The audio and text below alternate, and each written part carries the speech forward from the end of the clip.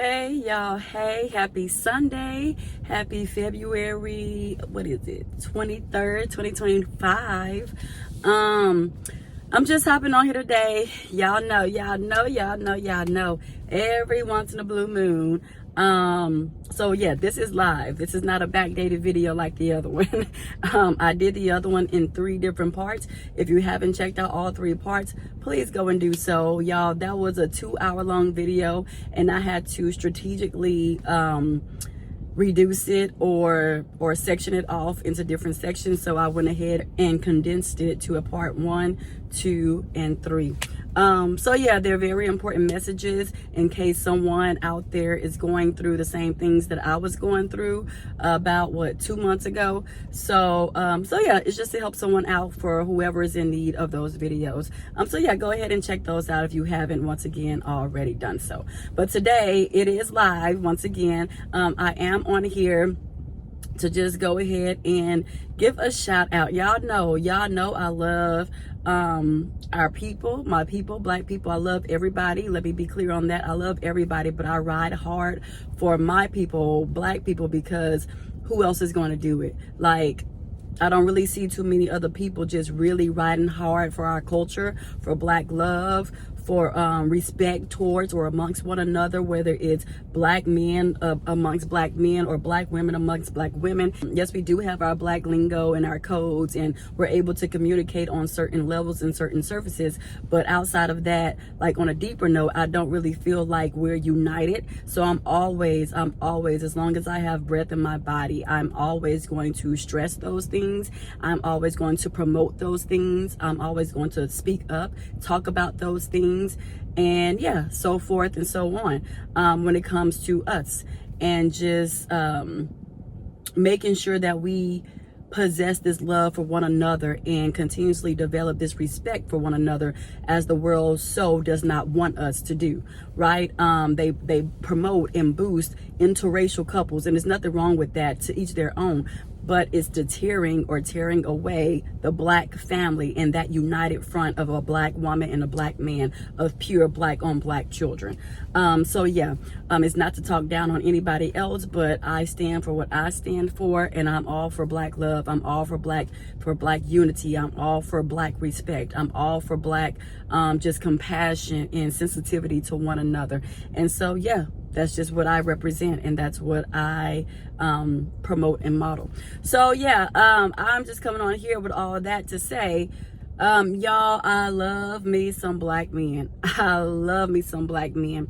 And my love for black men, I can't necessarily say it stems from my home and my upbringing, because yes, I come from a black father. Yes, I have 2 black brothers, but that doesn't go without saying that they all have their faults, that they all have, we all have demons that we are fighting, right? So I can't necessarily say that it was my upbringing that caused me to love black men. It's just my connection with God and my perspective and my open mind, and how I just view black men. And I think it more so stems, which I've mentioned before, many years ago, on some of my earlier videos on YouTube, about how or maybe months ago, not years, but maybe months ago rather, of how I just had such an amazing experience with black men as I entered my collegiate career, my collegiate life, right? My college life. And those men have had such a tremendous impact on my life, and a shift on my thought process when it comes to how I view black men, regardless of every other thing that I've witnessed or whatever in the past. The men that I met in college, the black men that I met in college, are just a whole different caliber of men. Again, does it go to say that they were perfect? No, absolutely not. Like, they showed me a different side of them than what everybody else knew them to be. So I had a different experience with them versus the rest of the public, right? And I don't know, I just thank God for creating me to be a safe space for black men, and allowing them to be their vulnerable selves with me and opening up to me, whether it was a phone call at 11 p.m., 12 a.m., 1 a.m., 2 a.m. all the way talking until 3 a.m. I am just so incredibly grateful and blessed and thankful to have been chosen and selected to be that said safe space for Black men. I don't know, it's just always come natural to me, and this is me not being boastful or anything. It's me being and operating and speaking from a place of just humbleness and true gratefulness, because they didn't have to be that way with me. You know, they didn't have to confide in me and trust that whatever we discussed was not going to leave that phone conversation, you know. So I'm just so forever grateful, and I am so thankful to them amongst other men who are currently, and I guess this is why I'm on here talking about this, because it's other Black men who currently are confiding in me in my workspace. And I'm just so grateful. Like, I'm so grateful. Like, me and my coworker, my colleague, we literally talked in my classroom. We get off at 4, right? So he was actually leaving, getting ready to exit the building, and I was going upstairs because I had to go get my stuff and gather all my belongings to exit. He was telling me, "You're going the wrong way, Ivory. You're going the wrong way. You got to be exiting. You trying to stay here longer than you have to." I was like, "I got to go get my stuff." So he was like, "All right, babe." He's like, "I'll go ahead," and he just said, "I'll go ahead and walk up with you." So we walked to my classroom, y'all. Why did we talk from 4 p.m.? Clocked out and everything. We clocked out and everything, y'all, because we have to be, right? We have to be clocked out by 4. They're going to start questioning why y'all riding the clock, blase, blase. Anywho, so we clocked out at 4. Why me and this young Black man, we talked from 4, 5, 6, 7. You would think he was the one for me. You would think he was going to be my husband, but it's like literally never anything like that. Maybe, you know, I go into this with an open mind. I go into this without being full of conceit when I'm talking to Black men and stuff. So it never crosses my mind that, oh, okay, they may be feeling me. I don't look at it like that. Has that happened in the past? Yeah. Yeah, of course, because it's like when you talk to a woman, a whole real true Black woman on a different caliber, more than just on the surface level, but you really dive deep with this person and have deep conversations that you never saw yourself having with other Black women, but you've allowed yourself to be open and once again vulnerable to this particular Black woman. Of course, it's going to open up that gate of like, okay, maybe we can date. Maybe it's deeper. This connection is deeper than what I want to believe that it is, you know. So yes, it has happened in the past, and I'm grateful and I'm honored. But you know, now I'm still in the process of just learning how to detach from that and detach from the thought of, I don't really know how to explain it, y'all. Like the thought of the relationship going deeper, just because I have lost a super important friendship, a platonic, what started off as a platonic friendship. I lost that when I tried to take it to a deeper surface or a deeper level than what we were. So I don't ever want to make that mistake again, because that took a big part away from me. I'm not even gonna lie, I'm not gonna hold y'all. That took a big part away from me when I no longer had that friendship, because I value my friendships so deeply. Whether it's female friends or guy friends, like I just value that to my core, like the bottom, the pit of my soul and my spirit. I truly value my friendships. So I try not to think on the plateau of every Black male I talk to or have a deep conversation with that's my husband, or that I'm meant to be in a relationship with that a specific individual, that specific Black man, right? So I'm learning to detach myself from that. Let me pull up, y'all, because I think this is this person's parking spot and they all up on my behind. Let me move. I will scoot up. I know that's your parking spot. I'm sorry. There you go. Let me lock my doors back. Okay, but yeah, so I try not to have that thought and that thought process. So yeah, I'm just so grateful. It's a true honest blessing that Black men trust me to that degree, to that extent, and I am just so grateful. I don't know, and I think that's where my love for them stems from, because it's just like, again, why did you choose me?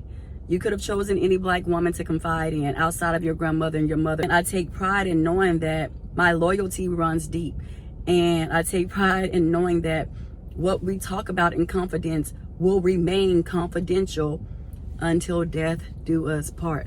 Like, and I'm grateful for that.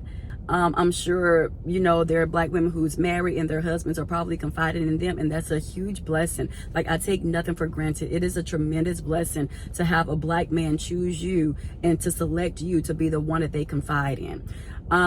So yeah, I believe that's where my love just stemmed from for Black men. It's just my college peers, my homeboys from college who really trusted me. And I guess, like, when one of us, I had a fender bender with one of them, and I didn't talk to him for like a week, and that really hit home for him. Like, you have access to me, but this can all be cut off. Let's never get it twisted. It can all be cut off when you move foul, or when you do something that I don't appreciate, or when you say something where I feel like you're trying to embarrass me in front of people. And if, in case you didn't know that I felt that way, let me show you that I felt that way. We'll talk about it later, once I come back down to my senses, and once I gather my thoughts, and once I feel like I can approach you and speak to you in a respectful manner. We'll come back and talk about it, which we did, but let's not get it twisted going forward. You can be cut off from all of this. I can cut you off real fast, and you won't have no access to me. That person you confided in will no longer be there for you. And it's not to say that I'm going to go tell your business and stuff like that. Never. Again, to death do its part. Everything that is said to me will always be confidential. I don't care if we fall off in the most horrible way. It would never be spoken out of my mouth, the things that you have told me and shared with me. But you will not be able to do that anymore if you cross me. You will not be able to confide and talk to me anymore if you ever cross me like this again. So, yeah, that has happened before as well. And I just had to let him know, don't play with me. And that boy was going crazy. That boy was talking to my roommates. He was calling them, hitting them. Did she tell you why she wouldn't talk to me? What happened? What I do? Then he saw me one time. We was walking, because we lived in the same apartment complex. I was walking one way. He was coming from another way. I was going to the campus, going to class, and he was coming from campus, going to his apartment. And he called me, and I know his voice. I knew who it was, and I turned around, and then I kept on walking. So he was all like, hey. Just the fact that he was able to see me, because all of that was cut off, y'all. I'm telling you, I don't be playing. Like, don't cross me, because I would never cross you. If we're locked in, we're locked in. Point blank, period. So when you start doing stuff and moving how I don't appreciate you moving, we got to talk about some things. So he didn't even see me, didn't talk to me, nothing. All that got cut off. And so that boy, just to be able to see me, that man was like, hey, who? Back to my business, back to campus, because I don't know who you thought you was playing with. I ain't that. So yeah, that's happened before. That boy heart was so broken. That boy was so hurt. Then when we started back talking, that boy was like, man, Jazz, man, why you do that to me? I was like, hey, yeah, you gotta learn your lesson. Don't play with me like that, because I'll never play with you like that. But anyway, so yeah, so I was very appreciative of that, and I'm still appreciative that people take the time to, not people but Black men specifically, take the time to confide in me. Of course, I've had females to confide in me as well, and it is so crazy because I could literally meet somebody, and again, I just take it as a gift from God that I can meet random people, and I will never see these people again a day in my life. I can literally, if I'm walking by the bus stop, I can meet them at the bus stop. They're sitting there waiting for the bus. I'm just on a random walk, getting myself, making sure I'm healthy and staying in shape. And somebody will literally stop me, pour their whole heart out to me. They get on the bus and I will never see them again in my life. But they just felt my presence, I guess, in my aura, to know that this is a person I can talk to and not feel like I'm a burden. And I appreciate that. Does it make me go into space where I have to do a mental cleansing? Of course. I have to talk to God all day, every day, whether I'm just talking to him by myself or just talking to him in my head, I'm constantly in communication with Christ because I have to be. But because of what he's allowed me to be to other people. And so, yeah. God bless him in your almighty name.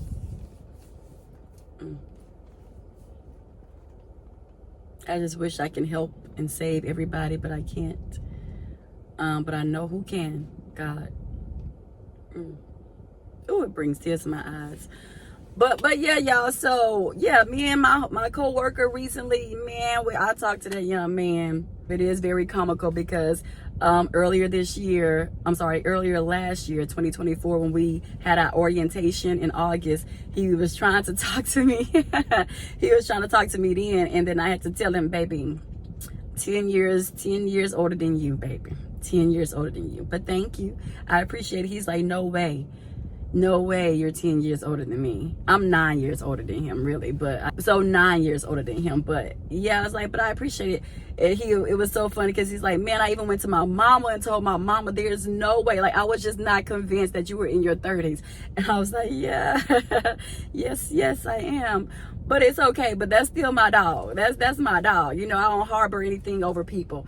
So yeah, so me and that young gentleman, y'all, we talked from 4 to 7 p.m. and he looked out the window because I keep my blinds open. You know, I need that natural sunlight all throughout the day dealing with those kids and that environment. I can't have my blinds closed. And so he looked outside the blinds. He was like, oh my gosh, it's dark outside.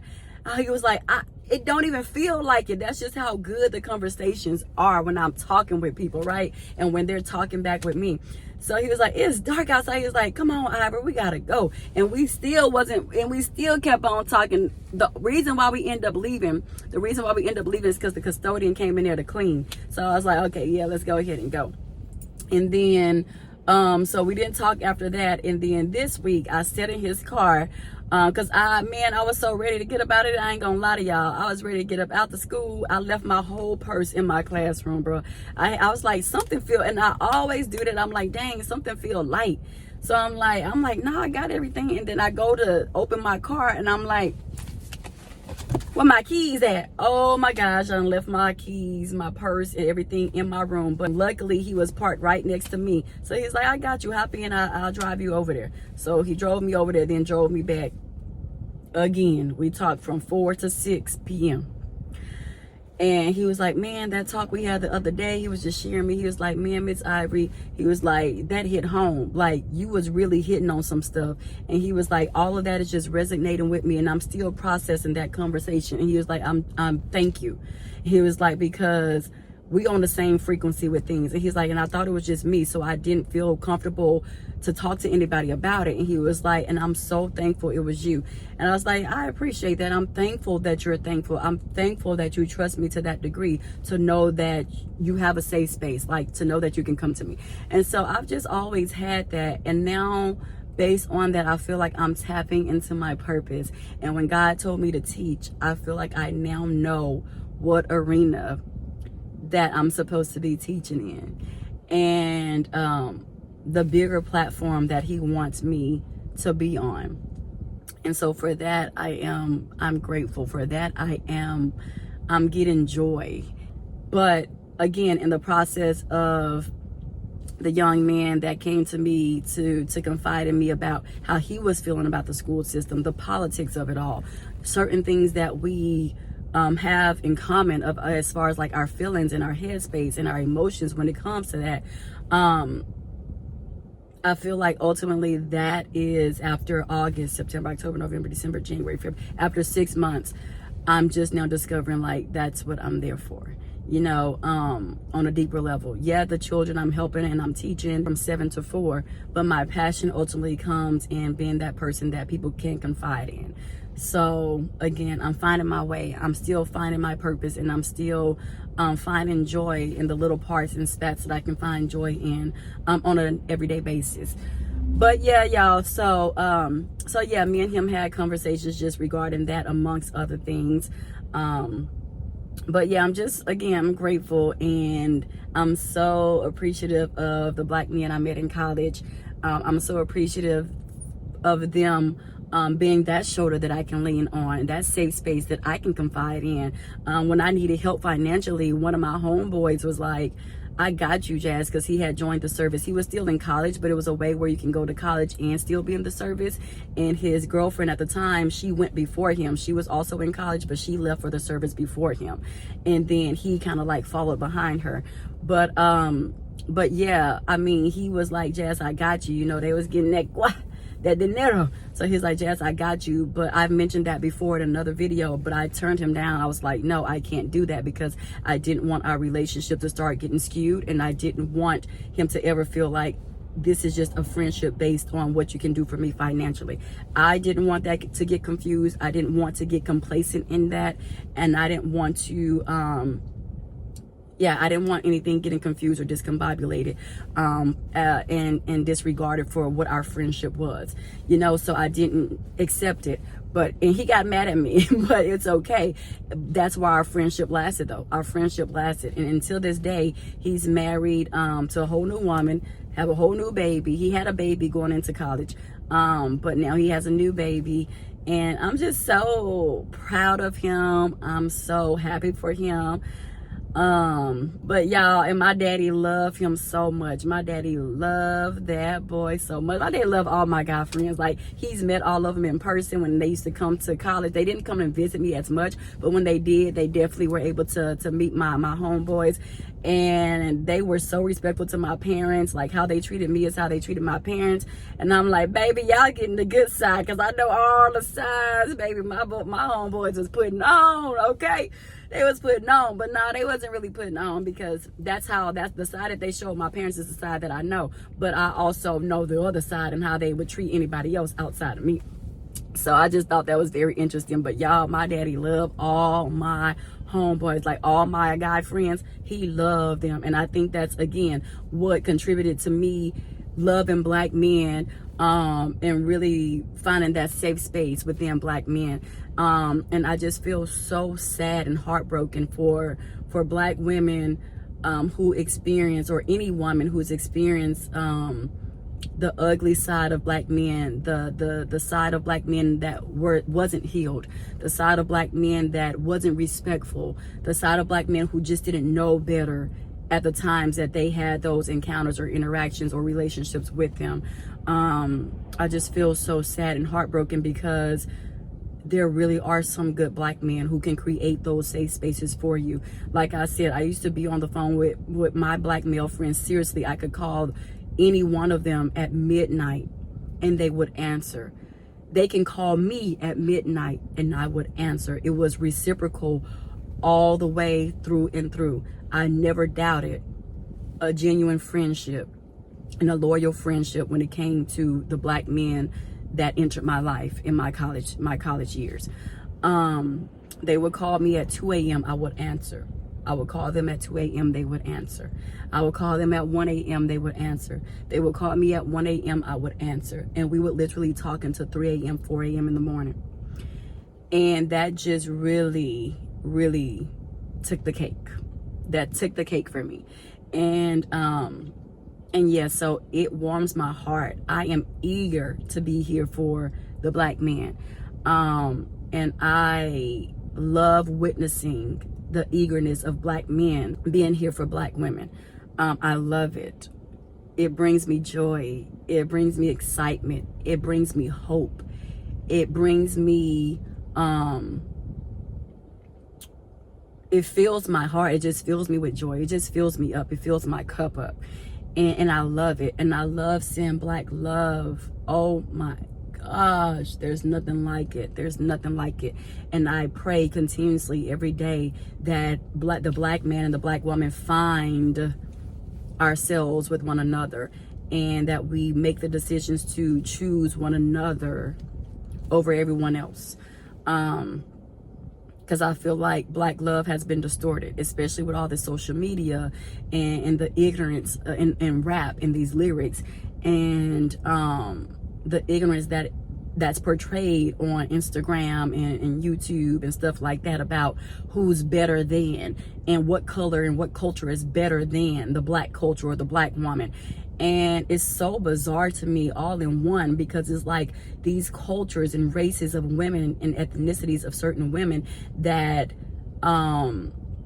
that people have placed on this pedestal is so amazing, that all those same very women that they place on a pedestal are doing everything in their power to mimic and look like the black woman. The black woman that they've said is not, they said that black women are not exotic enough. They said that black women are not exposed to luxury enough. They said that black women are not educated enough. They said that black women are not, yeah, the problem is they want black women to be dumb enough, but we're not that either. We're not. And so it's like this compilation of just like misinformation and misguidance, once again through lyrics and just blatant stupidity, that they've done everything to try to dismantle the black woman, which then allows the black man, or frees the black man, to gravitate towards these other races of women who are having lip injections. Why do you think they're having lip injections, baby? They're exotic enough, but they have to have lip injections. Who do you think they're trying to look like?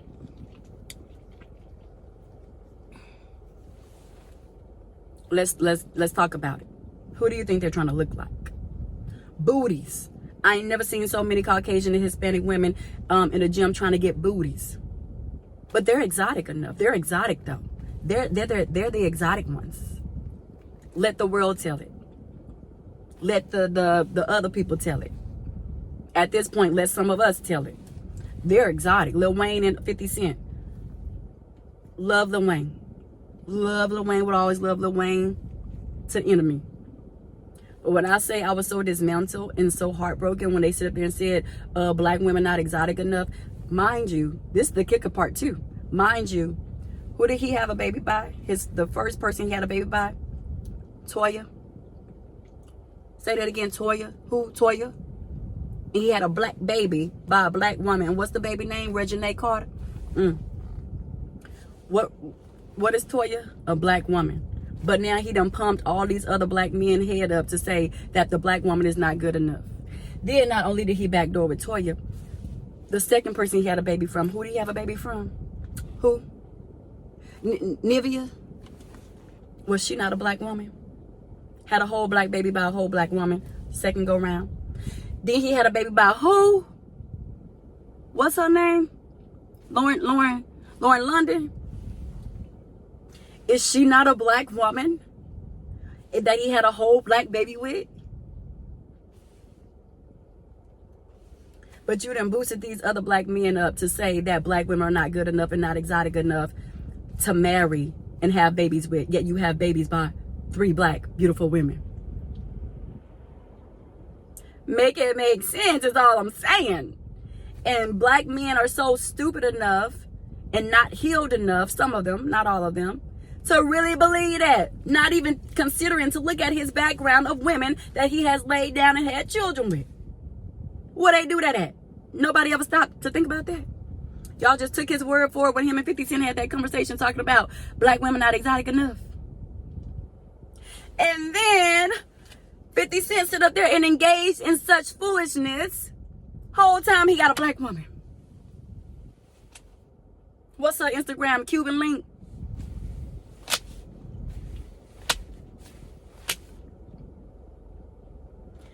Cuban Link is her Instagram name. I don't know her real name, but I know her Instagram name is Cuban Link.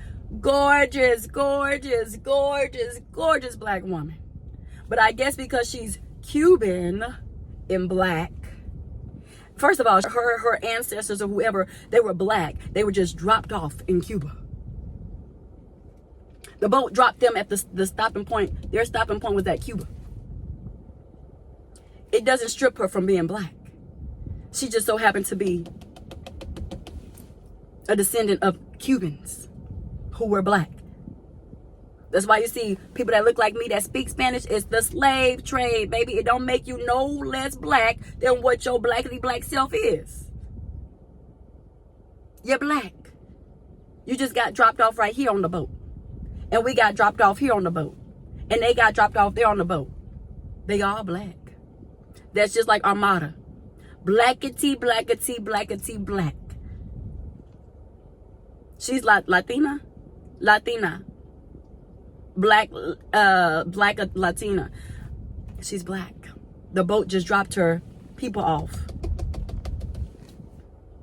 Over there.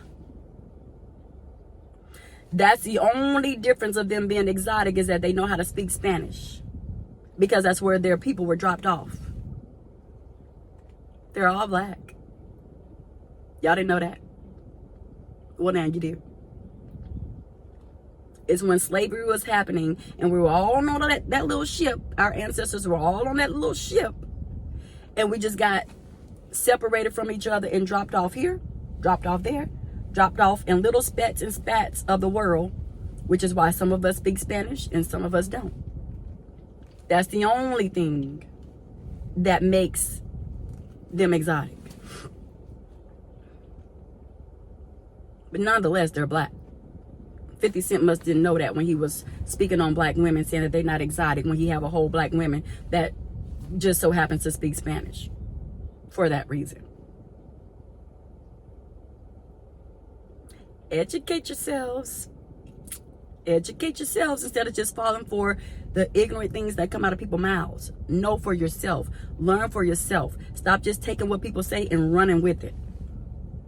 And acting off of other people's words. Because you look stupid. You look foolish. But anyways, yeah. It's to separate the black women from the black men. And it's crazy. It's sad. I mean, women are literally dying on their deathbeds trying to reform their bodies. When black women naturally have the bodies that these people are gravitating to. I ain't never seen so many BBLs in my life. I don't know, it's coming to mind.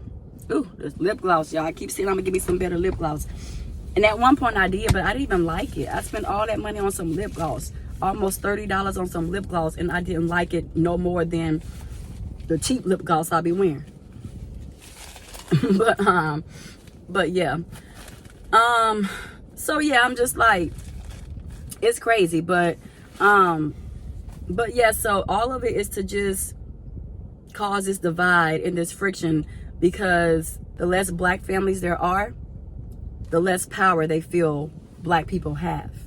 And they know that together we are more powerful. Together we are more powerful. And they know that. That's why they work overtime promoting commercials with interracial couples. Or if they do promote commercials now, I don't know if anybody else have tapped into it. I have. They promote commercials now. When they do promote black people, it's black man on man. Do y'all be thinking about this stuff though? And I'm a deep thinker, but I don't think so deep to the point where I just become like lose my mind over it. But it doesn't mean that I am disregarded to the little messages that they put out there, because it's definitely intentional. It's definitely intentional. It's for a reason. Or now they put woman on woman on the couch hugging each other. We know what that symbolizes. Come on now. Stop playing this stuff. Stop playing with us like that. Come on. Folks can't be that slow. For real. So it's just like they're doing everything and working in their power. And then if they show a couple, it's a black man and a white man. It's a white woman and a black man. Or a black woman and a white man. You rarely see couples in commercials that are whole black families with a black man, a black woman, and a black child. You seldomly see that in commercials. That is for a reason. That is intentional. For sure. And then even a while back, some months back, I was watching this show. My niece was at my parents' house and she was watching Disney Channel. I was sitting there watching it with her. You know, I like to tap into the stuff, see what they watching. Kind of my way of keeping track with them. But I was watching what she was watching, and in the show, they even had a young black boy and a young white boy on this bus trying to make it to this party dressed as girls. I took a picture of it with my phone. I took a picture of it because I was going to talk about it. But then the way that I felt about it was just, I couldn't even talk about it. I deleted the picture and everything else. I can't even talk about it. This is just ridiculous. The fact that they even started the children off young now, putting it in Disney shows, even commercials even. It's there. If you pay attention well enough, it's there. But it's just like, let these children be children. They can decide what they want to be as they grow older. But y'all are planting seeds in their head that it's okay to be this way. Why in the HELL do you have them wearing stockings, heels, lipsticks, and dresses in the mother freaking Disney Channel episode? Riding the bus, trying to make it to a party. That is, people out here are really sick.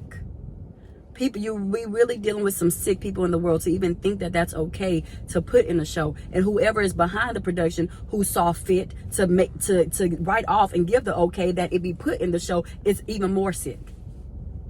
Because you have the power to say yay or nay, and you chose to say yay, knowing what it would do to these children's heads, whether they're black, white, Spanish, Puerto Rican, Asian, whatever the case may be. You are putting these seeds, planting these seeds in these children's heads. They already confused enough. Already confused enough with just the world itself. And then you're going to put this foolishness in a Disney episode. How dare you? How dare you? Disgusting. Disgusting. But anyways, yeah. So yeah, the whole point is to cause riff and raft within black women and men. And then again, even going into our children now, they're causing confusion and planting these seeds of confusion in their head. So when they get older, it can be man on man, woman on woman, not black women on black men and black men on black women, but more divisiveness, more division. It's crazy, y'all. It's just so crazy. So I'm always, again, to sum it up, I'm always going to fight for a whole woman and whole man relationship, whole black man, whole black woman, born black man, born black woman relationship, marriage, and then that family dynamic that comes with that. So yeah, again, notice what I said: relationship, marriage, and then that whole family dynamic that comes with it.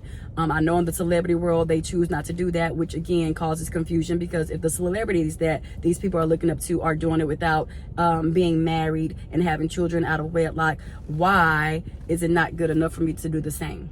Why do I have to do it the correct way? Because God told you to, and God's telling them to. They just choosing to follow and do what they want to do. Hey, I'm not judging. I'm not condemning. That's God's job, not mine. But I ain't trying to get caught slipping. I don't want to be amongst that masses. Okay. I want to do what the Lord told me to do, how he told me to do it. Been down that road. Been there, done that. And it clearly didn't work out. So I ain't got no other choice but to do it God's way. All right. All right. But yeah, so fighting for the people. Always for the people. Let there be no confusion, if, ands, buts, questions, concerns about it. I stand on what I stand on. I mean what I say what I mean. And that's that. But yes. But y'all, all right. Love y'all much. I'm about to get up off this thing. I've been on here since what? I got out of church at I went to 7 a.m. service with the elderly. Y'all know I like to feel that aura, that aroma from the elderly. It just gives me wisdom. It gives me wise. It gives me, I know Christ. It gives me, no, I really talk to this man. We have a whole relationship, and I need that in my life. That's what it gives me. So I go to 7 a.m. So I got out of church at 8:30. I did some editing to another video I just posted, and then I came on here. So I came on here around 9 something. It is now 11:15 a.m. I gotta get up off of here. I gotta get up off of here. I need to put something in my stomach. All right. So so yeah, love y'all. Again, do not forget, always remember that black people, we are stronger together. We can really uproar this world together. And that's what they're afraid of. That's what they know. That's what they know. Don't think they are fools, because they're far from it. That's what they know, baby. That's what they know. We'll turn it upside down if we stick together and be there for one another. I watched the NAACP or NAACP awards yesterday on BET. Loved it. Loved it. That's how we unite. That's how we come together collectively. That is what greatness looks like. That is what power looks like. That is what beauty looks like. If you want to know what heaven looks like, that's what it looked like. A room full of us, baby. Baby. Just warms and soothes my soul, okay? All right, y'all. Let me put on this seatbelt and get to going. But love y'all much. Mean it. See y'all when I see y'all. Love on each other, care for each other, tend to one another, and each other's needs. Be sympathetic, be sentimental, be compassionate towards one another, be forgiving and uplifting and encouraging. All things good, be that to one another. Love y'all, mean it. Bye.